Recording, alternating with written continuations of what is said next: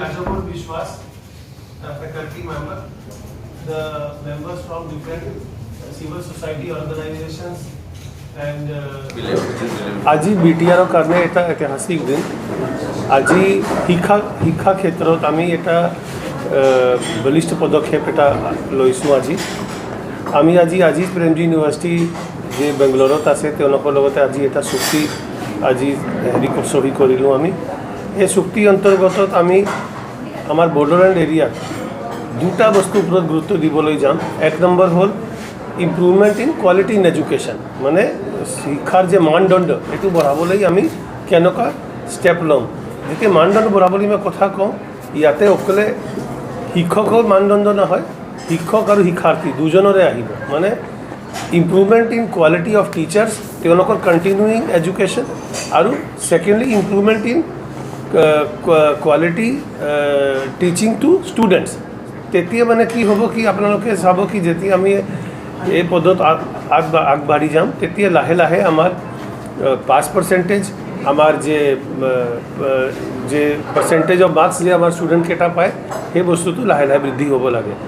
মানে আমাৰ এইটো লক্ষ্যটো আছে কি আমি এই যে আপোনালোকে জানে আমাৰ চিফ ছাৰে যে অলপ দিন আগত ছুপাৰ 50 প্ৰগ্ৰাম লৈ এটা কৰিছে।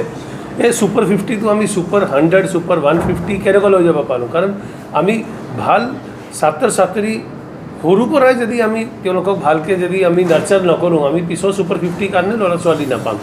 তো আমি এই লাইনতো আগবাঢ়ি আছোঁ কি আমাৰ বৰ্ডাৰলেণ্ড অঞ্চলত যে শিক্ষাৰ যে মানদণ্ড উন্নত হ'ব লাগে। আৰু মই আজি বহুত অসংখ্য ধন্যবাদ দিছোঁ আজি প্ৰেমজী ইউনিভাৰ্চিটি আৰু তেওঁলোকৰ কৰ্তৃপক্ষলৈ, কাৰণ তেওঁলোকে মানে এটলিষ্ট তেওঁলোকৰ ৰিচোৰ্চ পাৰ্চনটো আমাক বিনামূলীয়াকৈ আমাক আগবঢ়াবলৈ আহিছে। তেওঁলোকৰ ৰিচোৰ্চ পাৰ্চন কাৰণে তেওঁলোকে আমাৰ পৰা এক পইচাও চাৰ্জ নকৰিব, তেওঁলোকে ৰিচোৰ্চ পাৰ্চনটো ফ্ৰী অফ কষ্ট আমাক দিব। আমি মাত্ৰ আমাৰ ট্ৰেইনিংটো কৰিব লাগিব। আৰু ইয়াতে মই যেতিয়া আৰু ক'বলৈ যাওঁ, এই বস্তুটো অকলে শিক্ষকলৈ হৈ নাথাকিব। আমি আমাৰ চৰকাৰী বিষয়া, চৰকাৰী কৰ্মচাৰীৰ মানদণ্ড উন্নত কৰা, তেওঁলোকৰ ক্লাছ আমি পৰ্যায়ক্ৰমে প্ৰত্যেক জিলাখনতে স্কুল লৈ যাম আৰু এই বস্তুটো চলি থাকিব। মানে মোৰ লগতে আজি Shri Manoj signed this MOU with BTC. The Azim Premji Foundation has been working with more than 50 districts across 6 or 7 states, right, where we work with the public education system in helping teachers, enhance their capacity, work with educational officials so that they're able to improve the quality of education. We will bring all this expertise that we have, into working on this partnership, and we hope that it's a partnership for the long term. We already have established an Azim Premji University in Bangalore. It's been about 10 years now, which does courses in development education and also undergraduate programs across the sciences.